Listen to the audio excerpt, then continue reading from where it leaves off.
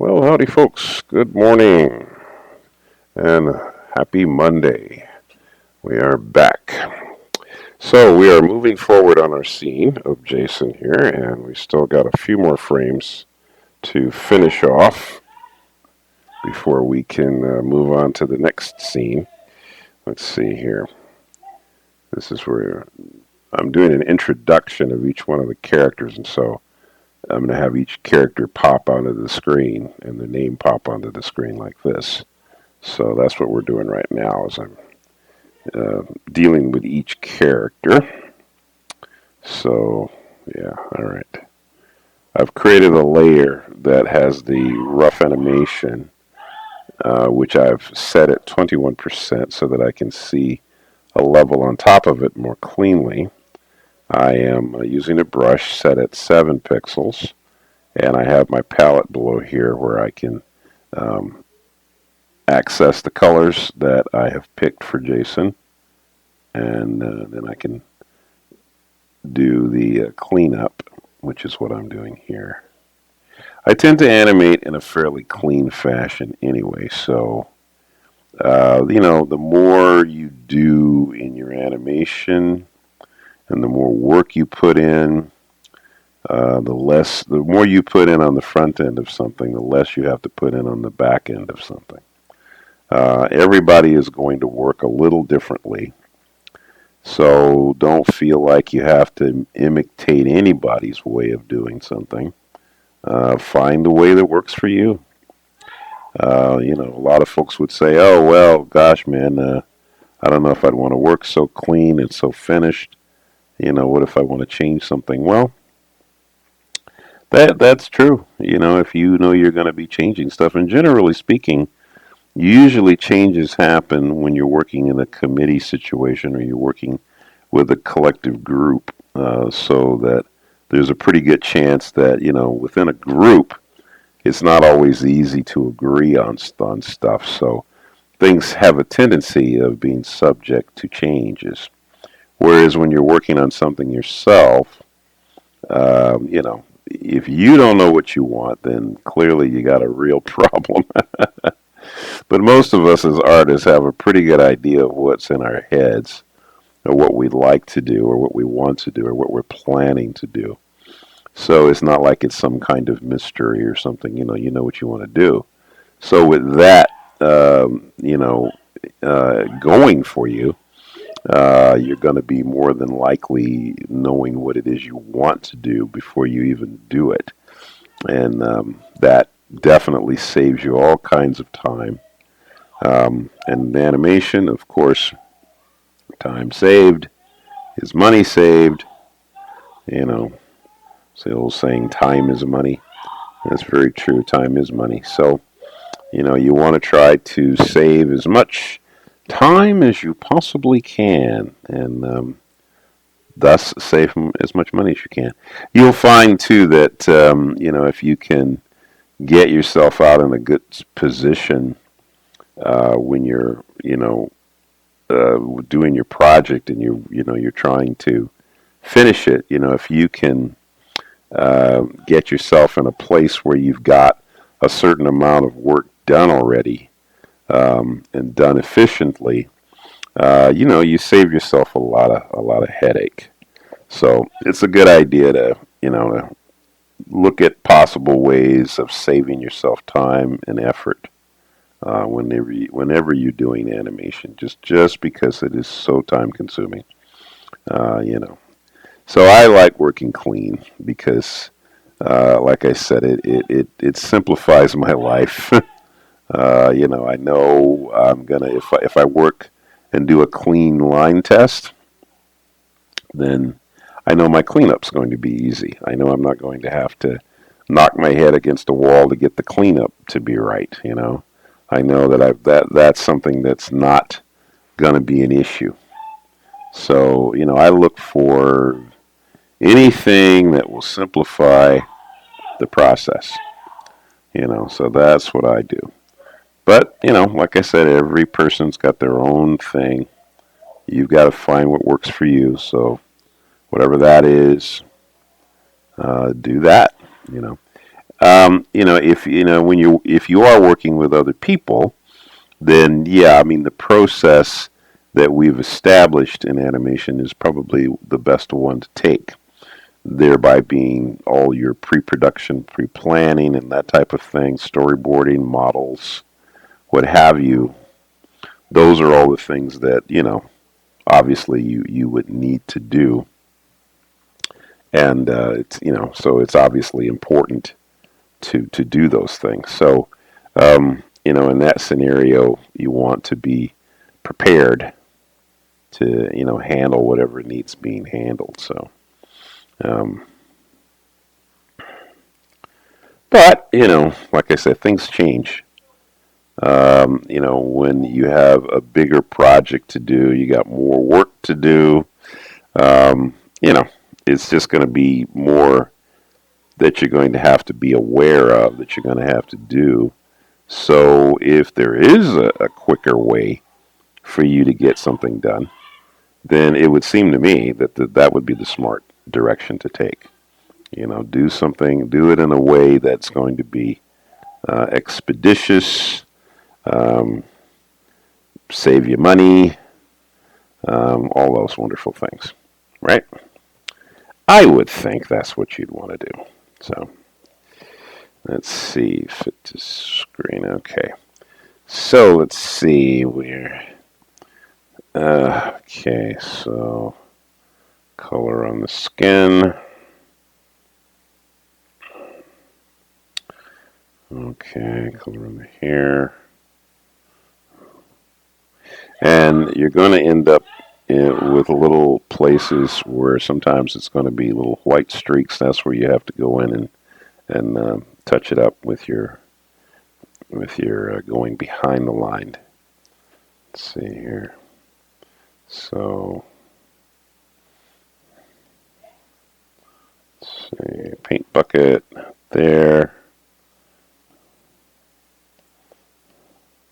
And if you recall, yeah, there was a disparity there with the stripes, which I had to adjust, which I just did just now. Let's see. There we go. Okay, that's the next one. Oh, and by the way, I've done this before, though I didn't do it here.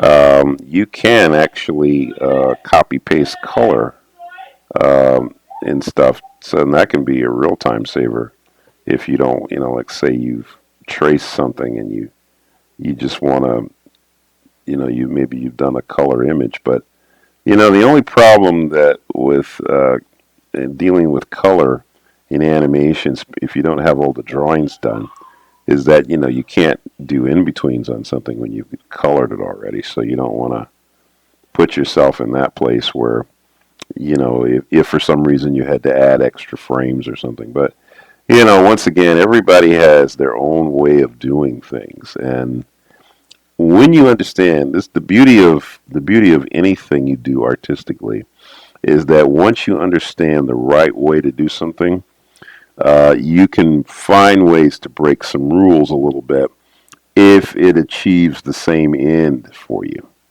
Um, I've done stuff where I did have color. I'd done color, and then I wanted to add a few frames, and the thing was already in color. I was able. I did it. I did do it. But it isn't something that was easy to do. I did it because I've been doing this kind of stuff for so long that I could kind of figure, I could kind of determine positions without necessarily having to see, uh, put it on a light table. I could kind of flip the drawings and I could kind of estimate the in between positions, and I could adjust images and kind of get in the ballpark. It wouldn't be like, let's say, perfect, but it got me over. Let's just put it like that. And that kind of thing is also helpful. It can be helpful. So that's what I mean by, you know, finding your own way of doing something, because You might be in a situation where that you may have to do something that's kind of unorthodox. Um, so I mean, you may have to think outside the box, as it were, and that's fine. That's fine. If that works, it works. The old saying, if it ain't broke, don't fix it. But sometimes you may have to be clever. You may have to find another way to do something. So there you go. You know, and I've done that. Okay. So I think though also too, the longer that you do a job or do a type of job, you do find ways to save yourself time. When you first do something, you don't, you're just learning it. You're getting the ropes, and you're learning, how to do basics. But then as you progress, you get more understanding, and the more understanding you get, the more knowledge you have, and the more knowledge you have, the better you can do your job. So that's when you start learning things that will maybe help you save some time or some money or whatever. And all of those things are going to be helpful. When you're making a film, you are making something that's relatively large. That's the grand drawback of being an animator. That's the grand drawback in the sense that you're having to you're doing it. You're creating an art form that requires a lot of time, and so because of that, you um, you have to be sensible, about how you do what you do. Otherwise, you're just painting yourself in a corner. So that's another reason why you have to go by procedures. You say, well, we got to do the storyboard first, or we got to get the script written. You know, I mean, and generally speaking, it's always going to be like that anyway. Even if you're doing something a little outside of the box, you're still going to end up having to go back to a lot of very basic um, things. So it's not like you just, oh yeah, well, I'll just start making my film without a script. Well, I mean, yeah, you could do that, but it wouldn't be wise. So, while I'm saying what I'm saying, I'm not saying it to say that it's the most practical thing to do. In most cases, it's probably not the most practical thing. It would probably be better to go about doing it in a much more organized fashion. And generally speaking, you should. But what I mean is that sometimes there are little specific things that you're trying to accomplish that normally might be kind of difficult to do. And it's those things that you might be able to um, find an easier way to accomplish those things. That's what I'm saying. Getting your script done, that's a pretty big deal. So yeah, I mean, you'd want to have a script. You wouldn't want to make a film and not know what the story is. Now, I mean, I think if I mean, I will say that if you do know what it is you want to do, even in the story arena, you could theoretically, you know, start on something without having a full blown script. That is possible, but it isn't practical. Some things are not practical, so that's where you have to make. That's where the decision to not do something stupid comes from. You know, it's like, let's be sensible here, shall we?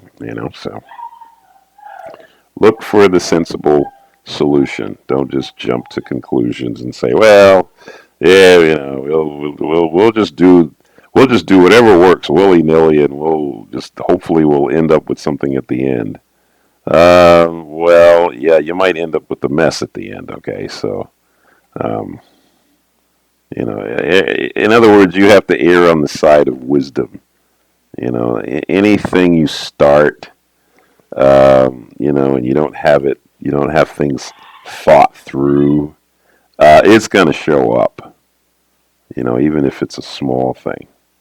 It's only through experience and making mistakes that you finally kind of learn how you might navigate difficult situations that you run into. And so when I talk about being thinking outside of the box, that's really those are the people I'm talking to, the ones who have gotten the experience and they know they've seen the pitfalls. I wouldn't say this would be somebody who's a beginner.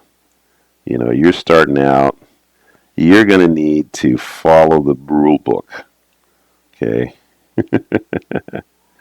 Because you're gonna run into some problems, and if you just start inventing and you're not going to have the same kind of success I'm talking when I talk about being innovative and thinking outside the box.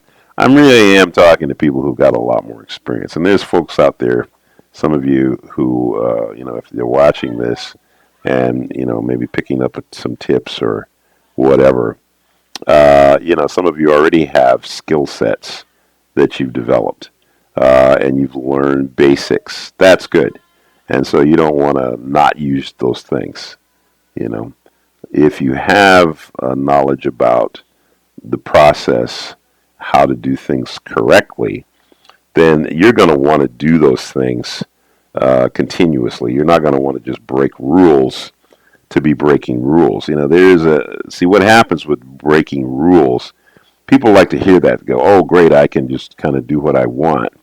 That's not what we're talking about. We're not talking about just doing what you want. We're talking about being innovative within the rationale of making what you're trying to make. In other words, if there's something you can do that will help you to save some time, but it doesn't cause your production to go south. See, you've got to take some responsibility for your project. What if you've got a deadline to finish something, or what if you've got a client you're trying to please? Well, you don't want to, sure, you might say, oh, well, that sounds great, Leonard. I can cut some corners here and, make my client happy because I got it done quicker. Well, yeah, maybe so. And maybe also you may be putting yourself in a worse position because you're not thinking about in the long run what that's going to mean, what you're saving time or whatever means. Are you dealing with a situation where you have the latitude to do what you're doing because, say, for instance, your client isn't going to push you for changes or revisions that might come at the end of a production? Because, when you're dealing with a client, it's a different thing. Client might want some changes that you don't foresee. Clients usually always want changes that you don't foresee.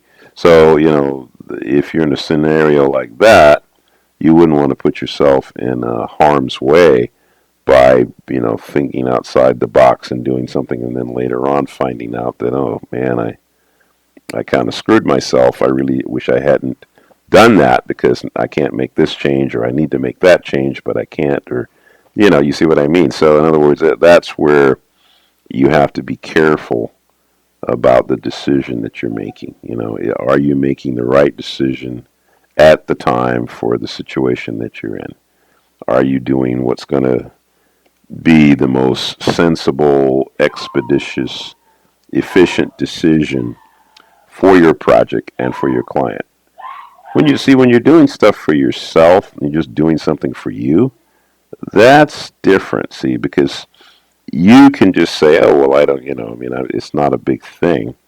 If something, you can fudge it, you don't care, because it's not going to be, your client, you don't have a client, for instance, that's going to be breathing down your neck, if you're doing the thing for yourself. So that's different. Then you can kind of do whatever you want when it's just for you. But if you're doing something for someone else, that's where you wouldn't want to get yourself in that mess, because that would be a mess. So you wouldn't want that. I think people who do have the skills, for instance, to, who've worked in the business for a while and they've done a few things and they've made some mistakes, I think some of those people are probably already pretty good at thinking outside the box the way I'm talking about. So, I don't know what happened there. Oh, no, that's right. So, yeah, it's just being careful. It's really being careful is what it is. It's like, well, where's the decision? Where are you making the decisions? Are you making the right ones? So on and so forth, Let's see, behind, and yeah. Okay. All right, I think that might be our last JSON image. Yeah, I think it is. All right. So I don't think he moves anymore there. I think he's set. So, all right, and then the word JSON. Okay, so what we want to do is, let's see. Oh, we want to copy. Okay, so what we're going to do is I'll bring, let's see here, bring it on 100%. Okay, so I'll grab this and copy. Go to our offset frame, paste. So here you see we pasted the entire image. Let's see, what do we want to do here? Oh, yeah, we got to go bring this to fit the window. Okay, let's see. What color for the, well, how about red, since that's a predominant color? Let's see. Now, I think on the word, I'm going to have this be more of a, let's see, let's make the brush a little bigger. So then I have this look a little bit like Jason wrote it with a crayon or something himself. Yeah. So it's got a little roughness to it, like it might have been written with a crayon. And I could actually have it spell out itself in animation, but I don't think I'm going to do that. Okay. Now I've had this. The frames that I was tracing over at 21%. Now I'm just going to take it right down to 0, and we'll play. We'll save first, just to make sure we're good. Save and play. There we go. And so we have our first scene. All right. So this is the first of the introduction scenes with all the characters in the film. And there you go. All right, good people. Great. Well, hey, I'll see you guys tomorrow. Have a beautiful day. And take care. Don't forget to thank God for the gifts and the talents that you have. You wouldn't have them without God's intervention. Whether you believe in God or not, doesn't change the fact that He's there. Doesn't change the fact that the gifts and talents that you have, that's where you got them. Anyway, you have a beautiful day, folks. I'll see you tomorrow. And don't forget, Jesus is Lord.